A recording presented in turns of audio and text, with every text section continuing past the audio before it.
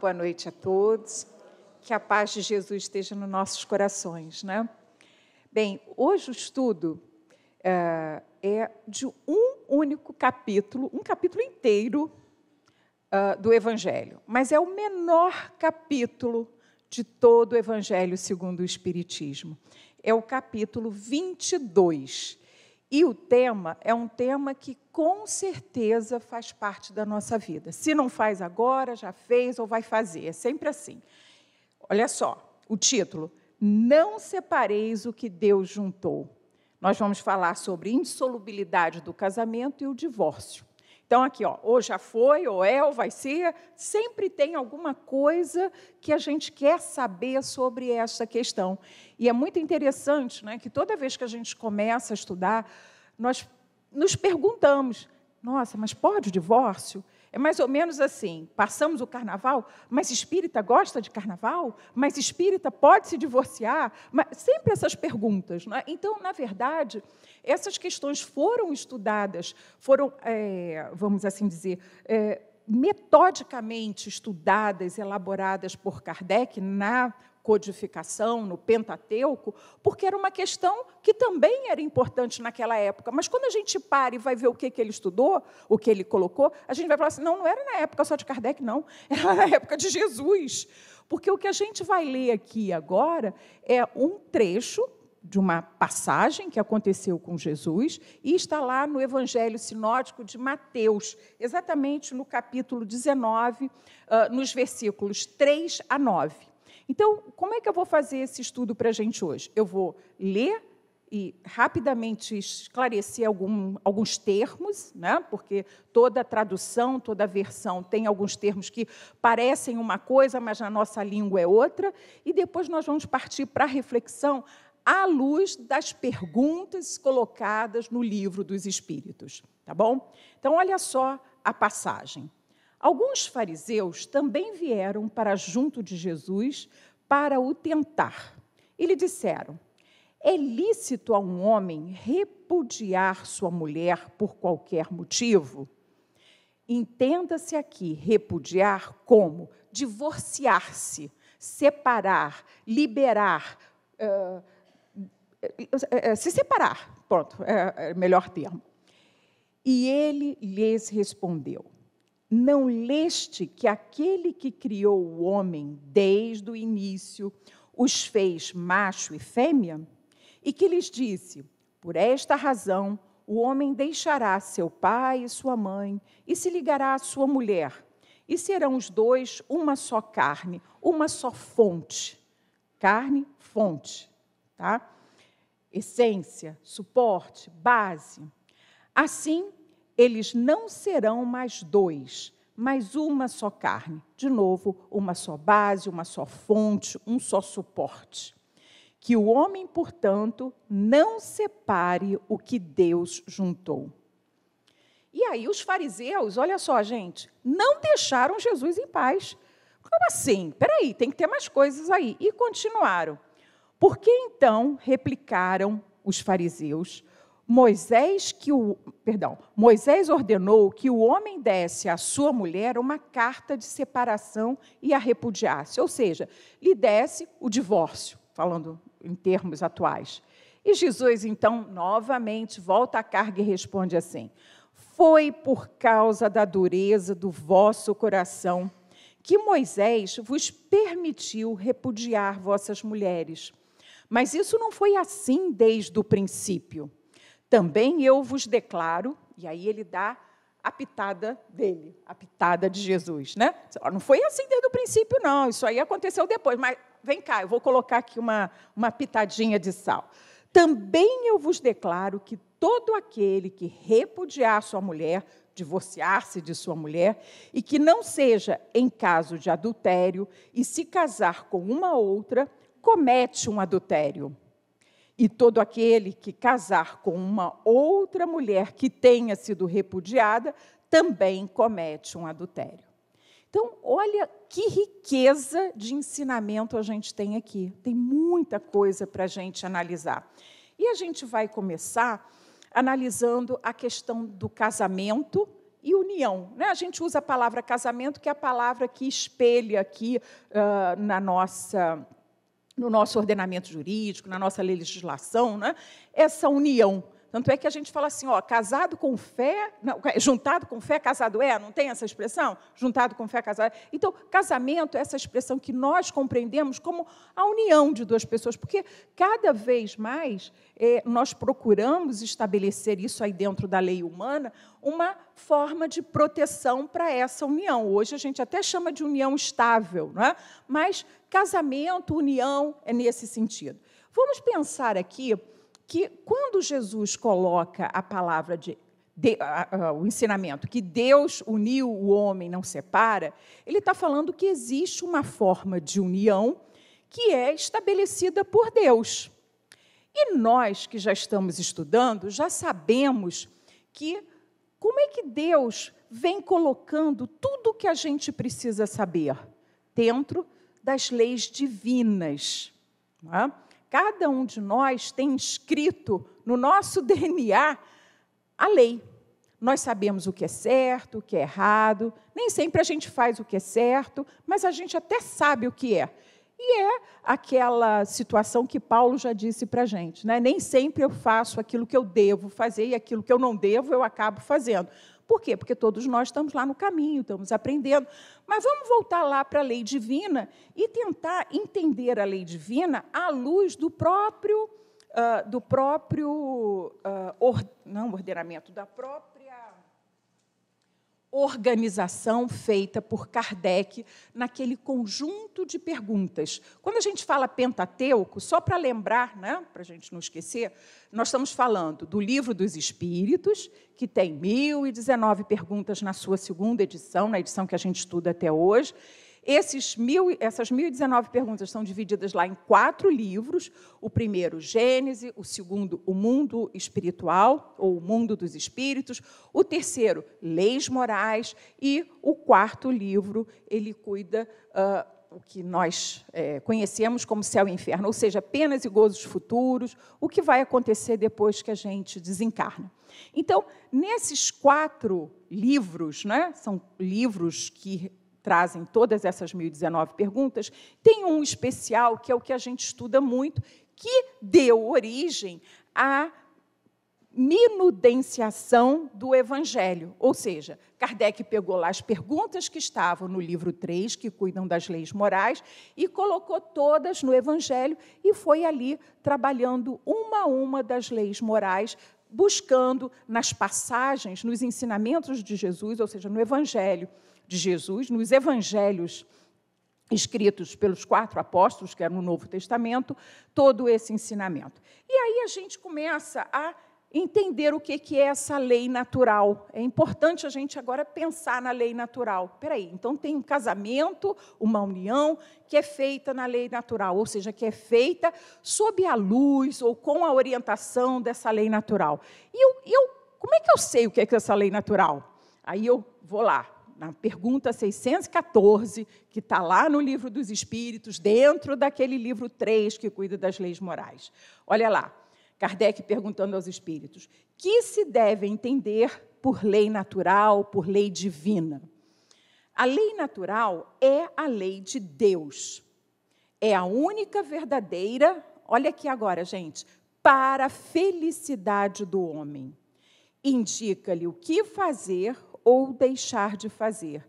E ele só é infeliz quando dela se afasta. Então, olha só o que ele está dizendo para a gente. Essa orientação de como bem conduzir está dentro dessa lei divina que está inscrita no nosso DNA. Às vezes a gente não lê direito, mas ela está lá, né? Ela é o nosso guião, né? Aquele guia que fica ali. Volto lá, a gente às vezes não lê direito, ainda não lê direito, eu gosto muito dessa palavra, ainda não lê direito, mas ele está lá, o que é muito bom. E aí ele continua fazendo ainda perguntas para a gente aprofundar no conceito de lei divina. É eterna a lei de Deus? Kardec perguntando.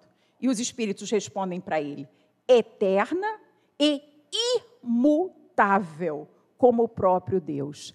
O que significa imutabilidade? Aquilo que não muda. sempre foi, sempre vai ser, e não tem mudança.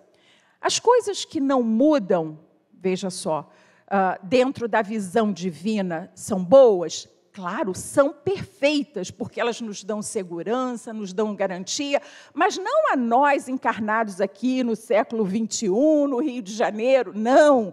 Elas nos dão garantia, segurança, por todo e sempre, qualquer encarnação que a gente venha a ter ou que a gente já teve, porque as passadas, nós estamos sofrendo os reflexos agora.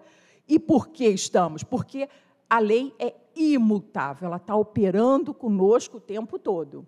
Mas tem mais um pedacinho que eu acho que a gente precisa entender. Será possível que Deus, em certa época, haja prescrito aos homens o que noutra época lhes proibiu? Olha a resposta, só para reforçar. Deus não se engana. Os homens é que são obrigados a modificar as suas leis. Então, a gente já viu que do ladinho das leis, da lei divina, né, das leis morais, existe a lei humana. Existe a lei humana. Por imperfeitas. As de Deus são perfeitas. A harmonia que reina no universo material como no universo moral se funda em leis estabelecidas por Deus desde toda a eternidade. E agora, só para a gente concluir esse estudo, as leis divinas, que é o que compreendem no seu âmbito, ou seja, aonde é que a gente tem lei divina? Será que a gente só tem lei divina no campo moral? Né? Porque a gente está estudando lei divina, que está no livro Teis, que cuida das leis morais. E olha aqui o que os espíritos dizem para Kardec. Todas as coisas da natureza são leis divinas, porque Deus é o autor de tudo. O sábio estuda as leis da matéria, o homem de bem estuda e pratica as da alma.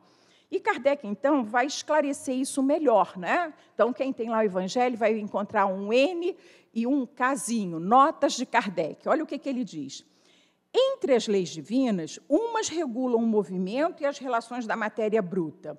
As leis físicas, cujo estudo pertence ao domínio da ciência. As outras dizem respeito especialmente ao homem, considerando em si mesmo e nas suas relações com Deus e com seus semelhantes. Contém as regras da vida do corpo, bem como as da vida da alma. São as leis morais. E aqui eu quero fazer uma paradinha para a gente refletir.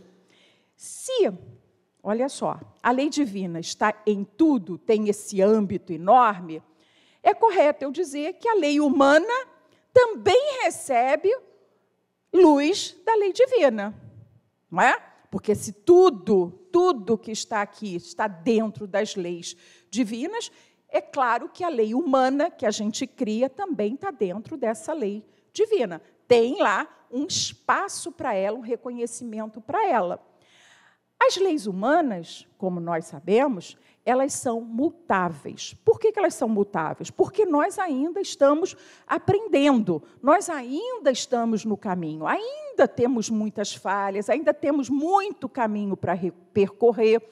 E aí as nossas leis precisam, daqui, dali, irem se alterando. Aqui, dentro do tema que a gente está estudando aqui agora, vocês já ouviram falar uma vez que existiu a palavra desquite? Então, o que era o desquite lá atrás? Qual a conotação pejorativa que ela trazia para as pessoas que se desquitavam? Fomos evoluindo. E mais, antes, quem se desquitava sequer podia voltar a casar. Então, era a própria lei humana que relegava à margem aquela pessoa. Já que você se desquitou, você nunca mais pode ter ninguém ao seu lado, nunca mais vai poder ter afeição. Hoje já não é mais assim. Antes, olha só, se um dos dois não quisesse dar o divórcio ou o desquite, o outro estava ali preso. Hoje isso aí não é mais verdadeiro. Ou seja, o divórcio pode acontecer caso qualquer um queira, não é? Porque quando um não quer, dois não fica. Não é assim que a gente já ouviu muitas vezes falar? Então, olha quanta coisa já aconteceu, e isso num curto espaço de tempo da nossa existência. né? Não sei se vocês lembram, se a gente está falando de lei, nós já tivemos aqui, no século passado, era o Estatuto da Mulher Casada. A mulher não podia ter negócio se o marido não autorizasse. Olha quantas coisas foram acontecendo que demonstram que houve uma evolução no nosso ordenamento, nas nossas leis.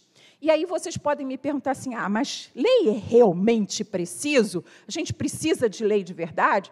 Eu digo para vocês que sem lei a gente não vive. Querem ver um exemplo? Lei de trânsito. Pronto, eu vou pegar logo no calo de todo mundo, pelo menos no meu. Lei de trânsito. Se não tivesse lá na lei de trânsito, dizendo quem vai pela direita, quem vem pela esquerda, eu duvido que aquele que está indo ali para entrar à esquerda não ia logo ficar pela esquerda. E que se dane quem estivesse vindo no lado oposto. Então, o que faz a lei? Coloca uma diretriz para que cada um possa seguir o caminho, sabendo que tem um outro ali que também tem um caminho e que eu tenho que respeitar o dele. Então, a lei é importante, é muito importante. E aqui eu estou falando que lei? Lei humana. Ainda que ela tenha falhas, ainda que ela precise estar sempre evoluindo, é importante que nós a tenhamos. É essencial que ela faça parte da nossa sociedade, porque sem ela seria o caos. Seria o caos mesmo, né? Eu dei um pequeno exemplo. Mas vamos continuar aqui. O próprio Evangelho, o próprio Livro dos Espíritos,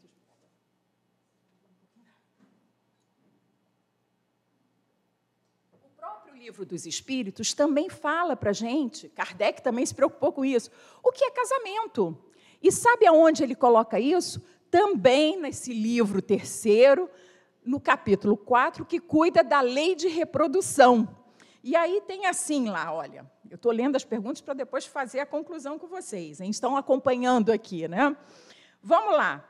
Será a lei da reprodução? Pergunta 695. Será contrário à lei da natureza o casamento, isto é, a união permanente de dois seres? Olha os espíritos respondendo para Kardec.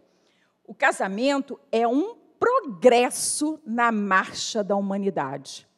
Ou seja, o casamento, a união, viver junto com alguém com o propósito de, né, passar a vida, evoluir junto, é um progresso. E ele continua. Que efeito teria sobre a sociedade humana a abolição do casamento / união? Os espíritos, seria uma regressão à vida dos animais. Olha só, gente, olha quanto a gente já andou para compreender a importância da união / casamento. Tem mais. Está na lei da natureza ou somente na lei humana a indissolubilidade absoluta do casamento? Aí lá vem os espíritos respondendo para ele. É uma lei humana, muito contrária da natureza, mas os homens podem modificar suas leis, só as da natureza são imutáveis. As leis humanas vão evoluir na mesma medida em que os seres humanos evoluírem. Ou seja, cada vez que a gente encarna, evolui um pouquinho, e o bacana é que a gente já pode vivenciar isso, a gente já vê isso, né? Mas a gente vai falar ainda mais. Antes de eu dizer qual é o conceito de casamento à luz da luz divina, eu quero lembrar aqui para vocês o seguinte, o que cada um de nós faz aqui? Qual o propósito da nossa encarnação? Veja, a gente já estudou aqui a lei divina. Qual o propósito da nossa encarnação? Está lá na pergunta 132. Eu fui buscando tantas perguntas para poder fazer a conclusão.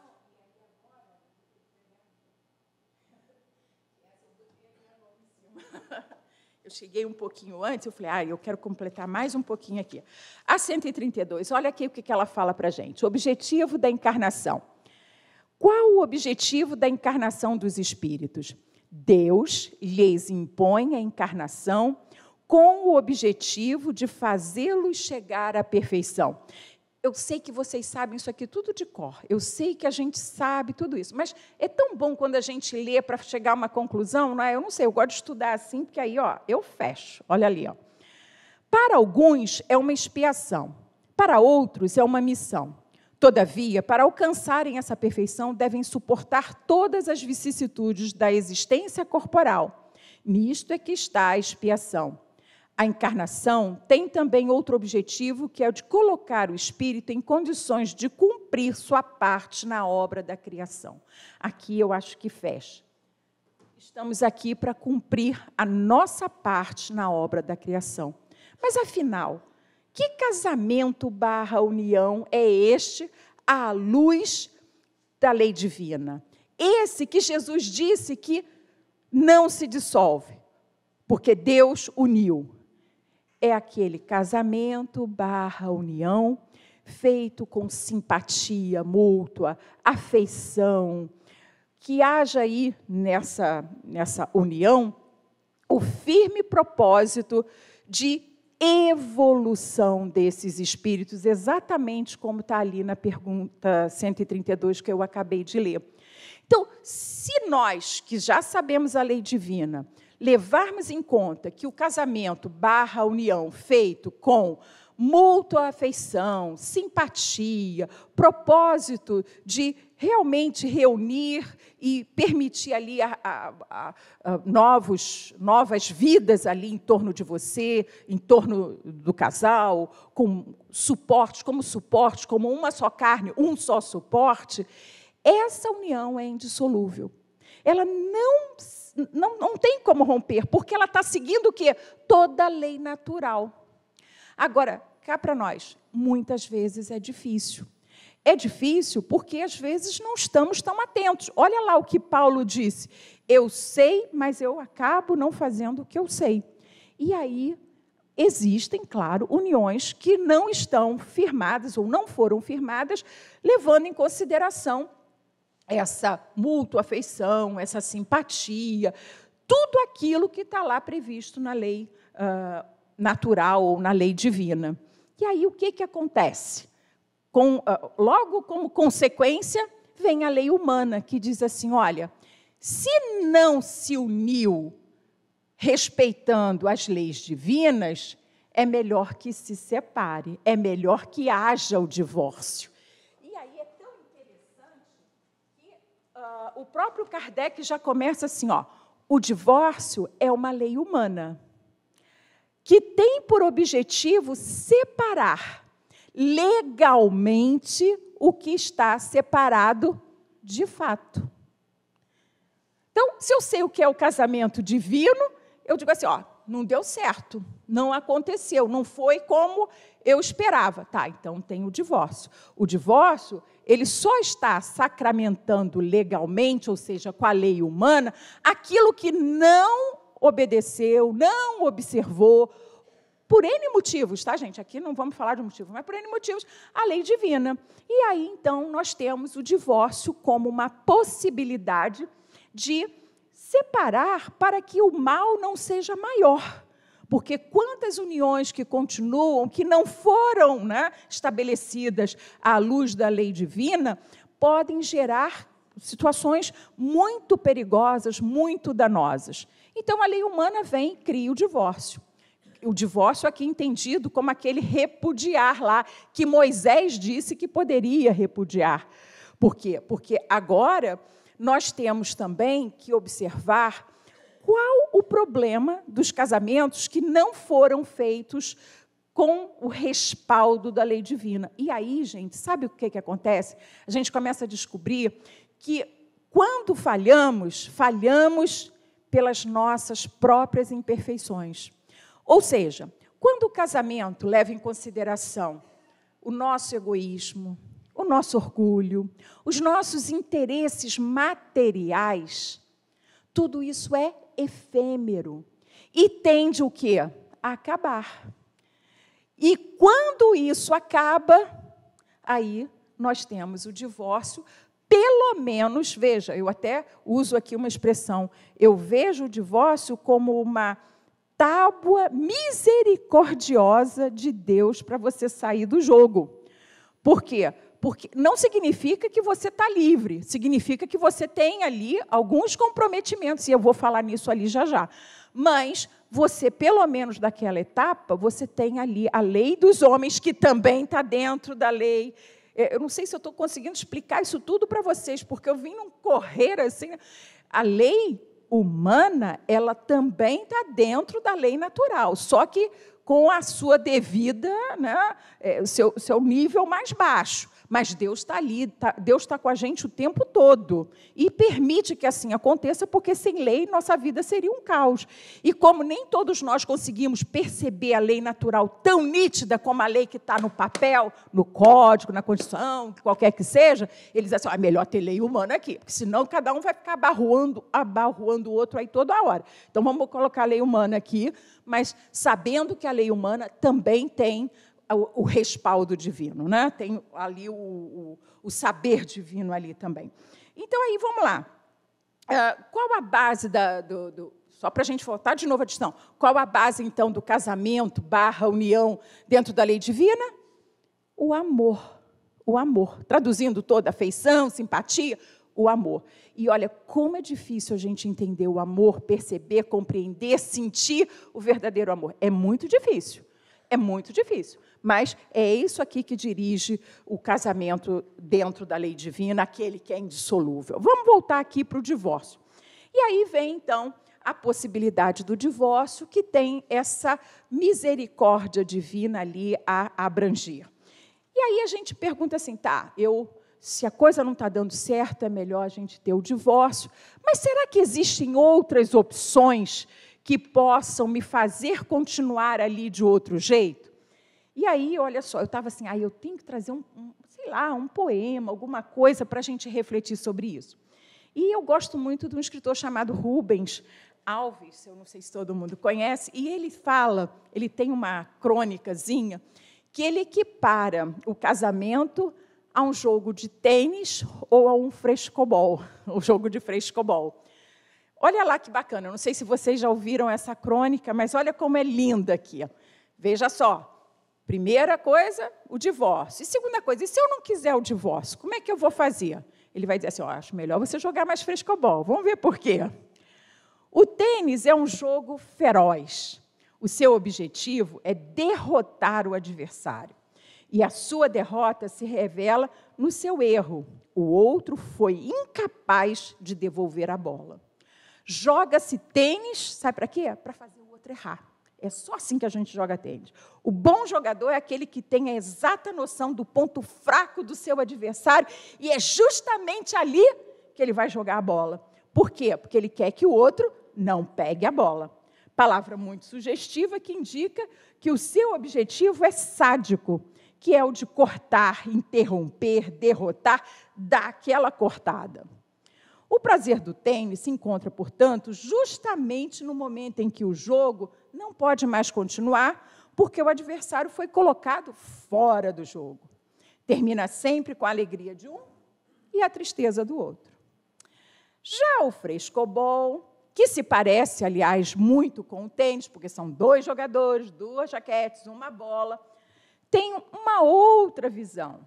O jogo pode ser bom, e é bom, e é preciso que nenhum dos dois, olha só, gente, perca a bola. Olha só, se a bola veio meio torta, a gente sabe que não foi de propósito e faz o maior esforço do mundo para devolvê-la gostosa, no lugar certo, para que o outro possa pegá-la. Vocês já jogaram frescobol? É assim mesmo, é assim mesmo. Você vai lá, você fica com o joelho, meu Deus, mas vai. Não existe adversário porque não há ninguém a ser derrotado. Aqui, os dois ganham ou ninguém ganha.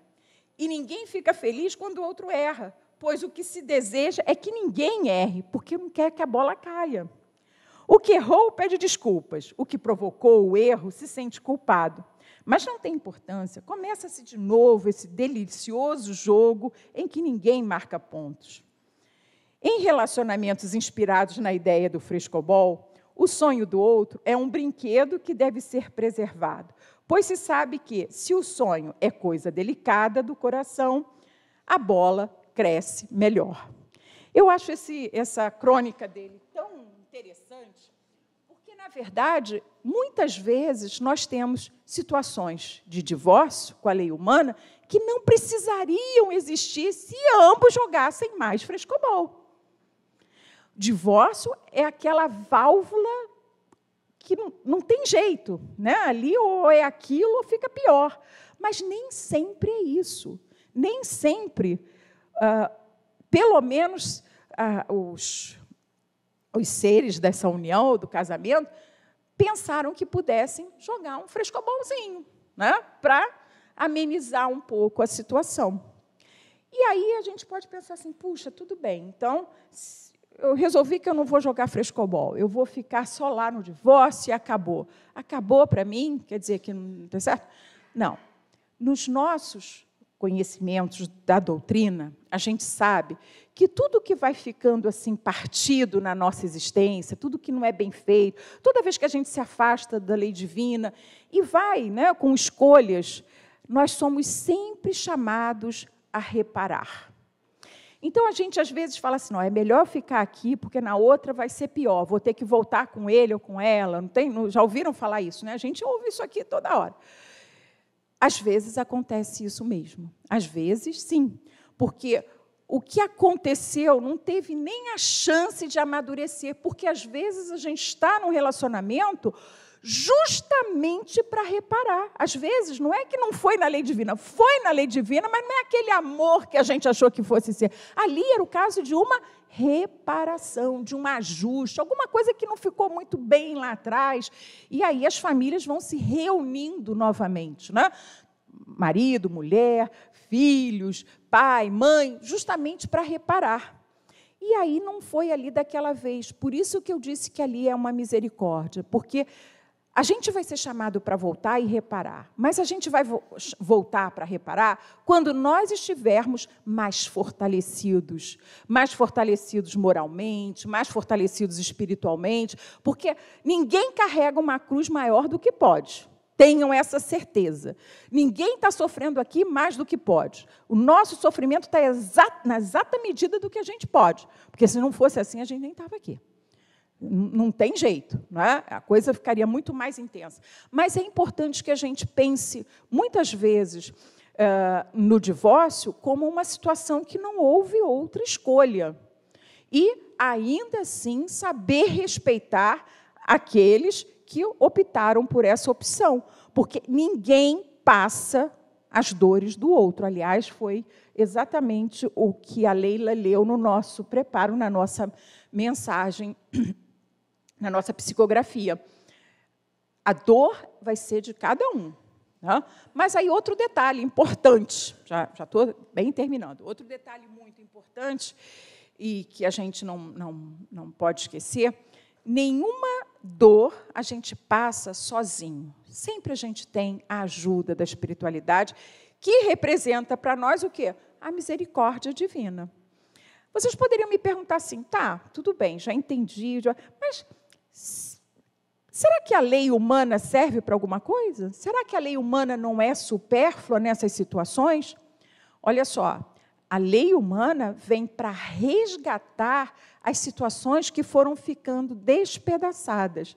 Ela garante sustento aos filhos, ela garante respeito a tudo aquilo que foi amealhado por aquelas pessoas durante uma existência. Então, a lei humana, que é uma lei divina, vem para dar um pouco de suporte àqueles que, por força, né, da união, ficaram ali sem uma diretriz correta, um suporte correto ou um suporte necessário. Né? Então, a lei humana é necessária. Ela é necessária e ela vem justamente para, com essa misericórdia, ajustar essa organização. Só para a gente acabar, falamos casamento / união. Lei divina é aquela que vem com amor, simpatia, afeição. Muitas vezes, eu estava lendo no outro dia a história de um casal que foi casado por 70 anos. E esse casal, então, estava explicando que eles se conheceram quando tinham 4 anos de idade. Eles eram vizinhos. E tiraram uma foto com 4 anos de idade, né, brincando lá, os pais reuniram e tal. E depois ela foi para outra cidade, foi estudar, ele foi voltar e casaram. E aí eles falaram, né, agora na entrevista com 70 anos de casado, ela com 89, ele com 90, uma coisa assim. Eles disseram que a sensação, quando você olha alguém e fala assim, nossa, esse aqui vai ser para sempre, é uma sensação que eles só vieram ter com 70 anos de casado. Porque não é uma coisa que começou lá, foi sendo construída por eles, né? Eles jogaram frescobol pra caramba, eu acho que sim, com certeza, né? Mas faz parte, né? Faz parte. E quando não dá certo, a gente tem a lei humana. Vale? Vale. É uma lei divina? É. Deus está ali com a gente para ajudar? Tá. Vamos voltar, vamos consertar, sempre com o apoio da espiritualidade. Isso é que é muito bom. Isso é que é o consolador da nossa doutrina. É saber que a gente erra, porque estamos no caminho, mas é saber que erramos e somos chamados a reparar com amor, com apoio. Isso tudo faz uma grande diferença. O percurso é mais leve, o jugo é mais leve. Então, é bom a gente acreditar de verdade nisso, porque nós estamos realmente aprendendo muito sobre a vida, né? Cada um de nós está experimentando as suas questões e faz parte. Não fiquem achando assim, eu não queria ter errado, eu não quero errar, eu nunca... Porque não há essa possibilidade. Há o momento de cada um, o estado de cada um, mas que a gente saiba aproveitar ao máximo a misericórdia divina que está com a gente. Não ignorar isso, não achar que nós somos melhor do que a misericórdia do Pai, porque não é verdade. E aí fica pesado, fica muito pesado.